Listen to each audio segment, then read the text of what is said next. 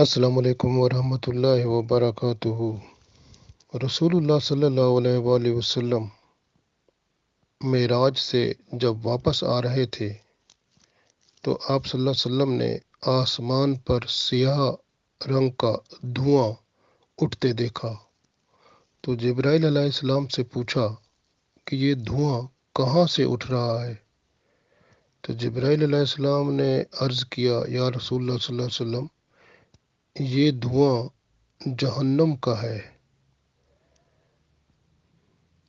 حضور صلی اللہ علیہ وسلم فرماتے ہیں کہ اس وقت آپ صلی اللہ علیہ وسلم نے ایک عظیم الجثہ فرشتہ دیکھا۔ اس کا رنگ سفید تھا لیکن کالے لباس میں وہ ملبوس تھا اور ایک سیاہ رنگ کے تخت پر بیٹھا تھا اور اس کے ارد گرد ہزاروں فرشتے تھے۔ ان سب کے لباس بھی کالے تھے۔ ہر فرشتے کے ہاتھ میں آگ کی چھڑیاں تھیں۔ میں نے جبرائیل علیہ السلام سے پوچھا، یہ کون ہے؟ تو جبرائیل علیہ السلام نے فرمایا، یہ جہنم میں دھکیلنے والے فرشتے ہیں۔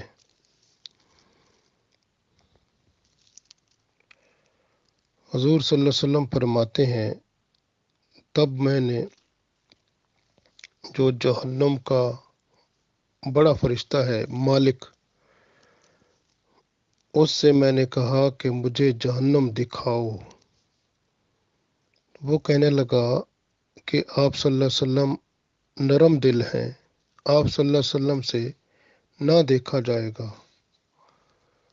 تو آپ صلی اللہ علیہ وسلم نے فرمایا، چلو سوئی کی نوک کے برابر ہی دکھا دو۔ مالک نے عرض کیا، یا رسول اللہ صلی اللہ علیہ وسلم تشریف لائیے۔ یہ کہہ کر مالک نے حضور پاک صلی اللہ علیہ وسلم کو جہنم دکھانے کے لیے اپنے ساتھ لے لیا۔ حضور پاک صلی اللہ علیہ وآلہ وسلم فرماتے ہیں کہ میں نے ایک قوم دیکھی جن کے چہرے بندروں کے تھے۔ مالک نے عرض کیا کہ یہ لوگ وہ ہیں جو دنیا میں فتنہ فساد برپا کیا کرتے تھے۔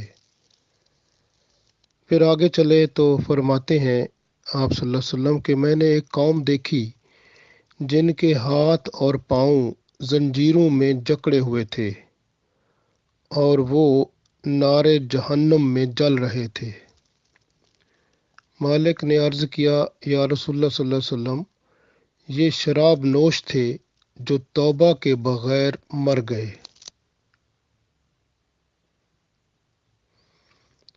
پھر آگے چلے تو ایک قوم دیکھی جن کی آنکھیں اندر کو دھنسی ہوئی تھیں اور ان کے جسم سے مردار کی بدبو آ رہی تھی۔ مالک نے عرض کیا، یا رسول اللہ صلی اللہ علیہ وسلم، یہ زناکار لوگ ہیں۔ اس کے بعد آگے چلے تو ایک قوم دیکھی جن کو دوزخ کی آگ کھا رہی تھی۔ مالک نے عرض کیا، یا رسول اللہ صلی اللہ علیہ وسلم، یہ وہ ظالم ہیں جو یتیموں کا مال کھایا کرتے تھے۔ آگے چلے تو پھر ایک اور قوم دیکھی جن کی زبانیں آگ کی کینچیوں سے کاٹی جا رہی تھیں۔ مالک نے عرض کیا، یا رسول اللہ صلی اللہ علیہ وسلم، یہ لوگ وہ ہیں جو جھوٹی گواہیاں دیتے تھے۔ اب غور کریں، اس طرح سے کتنے لوگ ہیں جو جہنم کی آگ میں ہوں گے۔ آج ایک حسین اور اللہ کی طرف سے خوبصورت وقت زندگی کا ہمیں ملا ہوا ہے۔ ہم سے جو غلطیاں کوتاہیاں ہو گئی ہیں ان سب سے توبہ کریں اور اللہ سے معافی مانگ لیں۔